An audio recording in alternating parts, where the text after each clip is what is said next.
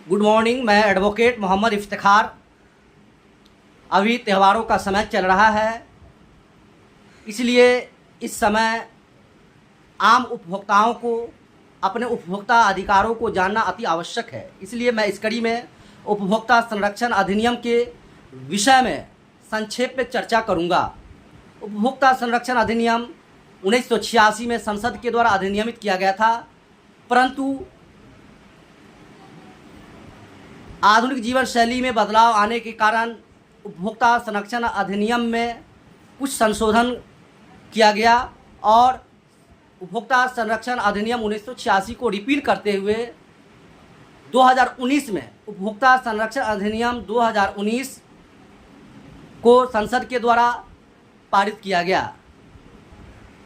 The consumer protection act 2019 में कुल 107 धाराएं हैं, परंतु मैं आज उन धाराओं में से मात्र 89 धारा पर चर्चा करूंगा। सेक्शन 89 कंज्यूमर प्रोटेक्शन एक्ट का कहता है कि कोई मैन्युफैक्चरर या सर्विस प्रोवाइडर कंज्यूमर्स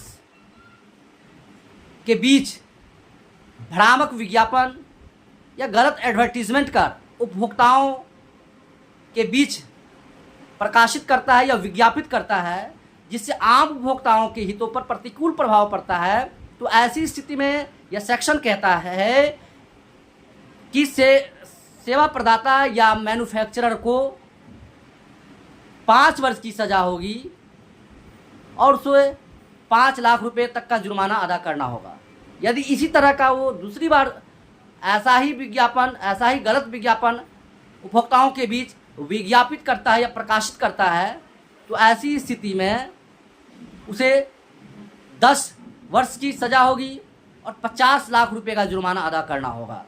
इसलिए मैं आम उपभोक्ताओं कंज्यूमर्स से अपील करता हूं कि आप किसी भी सामान की खरीदारी करने से पूर्व उसकी गुणवत्ता को परखें, इसके पश्चात ही किसी भी सामान की खरीदारी करें।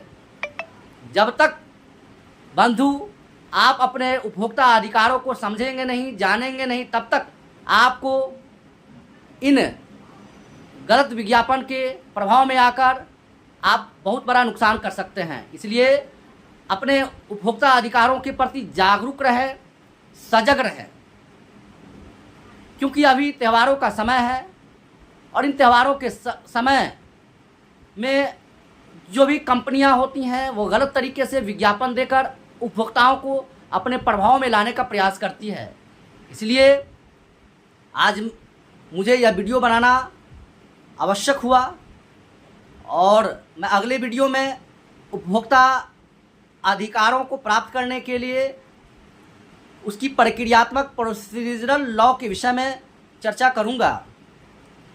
आप उपभोक्ता या कंज्यूमर कोर्ट्स में कैसे जाएं, जिला फोरम से लेकर राज्य फोरम से लेकर और राष्ट्रीय फोरम तक आप अपनी बातों को या वहां तक परिवार कैसे दायर कर सकते हैं, इन विषयों पर मैं अगले वीडियो में विस्तृत रूप से चर्चा करूंगा। फिलहाल आज के लिए इतना ही। धन्यवाद।